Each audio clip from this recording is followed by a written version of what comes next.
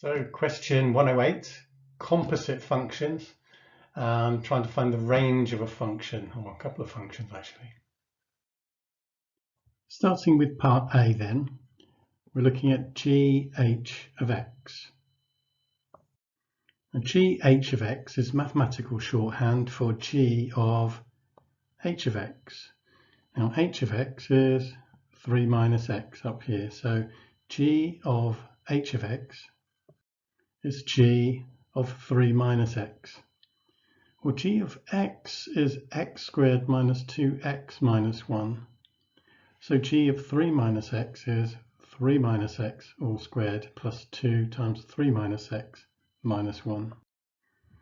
And when we simplify that, multiply the brackets out and group the terms, we get that nice little quadratic expression there. GHF of x is mathematical shorthand for GH of f of x. And f of x, reminding ourselves, is 1 over x. So that's GH of 1 over x. Now we've already worked out what GH of x is. It's this. So GH of 1 over x is putting 1 over x here and here. So we get this expression for GHF of x, and that simplifies to that. So for part B, we're looking at FGH of 1, and that's FG of H of 1. So what is H of 1? Well, H of x is 3 minus x, so H of 1 is 3 minus 1, which is 2. So this becomes FG of 2, which is f of g of 2. G of 2, well, g of x is x squared plus 2x minus 1. So g of 2 is 2 squared plus 2 times 2 minus 1. In other words, 7. So this is f of g of 2 is f of 7. F of x is 1 over x. So f of 7 is 1 over 7.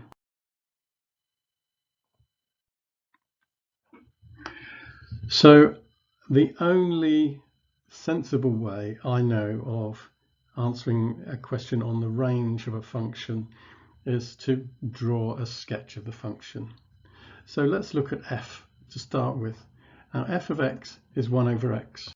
So that's what 1 over x looks like. But be very careful, because that isn't just the only part of the definition for f of x. We have to consider this as well, the x greater than or equal to 2. So there's x equals 2. We're only interested in the part of this graph for which x is greater than or equal to 2. So it's the red part of this graph. And when we look at the set of y values, x equals 2 maps to a half here, and as x gets very, very big and positive, the y values take up this domain, but range, but never equals to 0. So that means that f of x is greater than 0, but less than or equal to a half.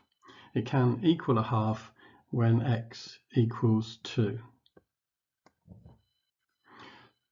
So now we need to find the range of g, and I'm going to do that again by drawing the graph. Now we could use a graphical calculator if we've got one, but I'm going to complete the square on x squared minus 2 plus 2x minus 1, and so I'm going to get x plus 1 squared minus 2, which tells me that this quadratic has a vertex at minus 1, minus 2. So there's the vertex there at minus 1, minus 2. But this green graph isn't g of x, because g of x is restricted to the values minus 2 to 2.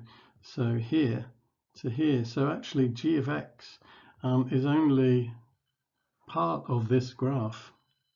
So when we look at that, that's what it looks like more neatly. So now the range of G is the set of values of Y.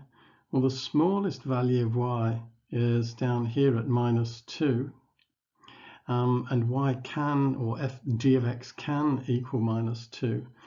And when X equals 2, we get 7 here. When we put 2 into G of X, we get the value 7. So putting that all together gives us the range of G of G of X being greater than or equal to -2, but less than 7. Okay, so that's the answer to the question.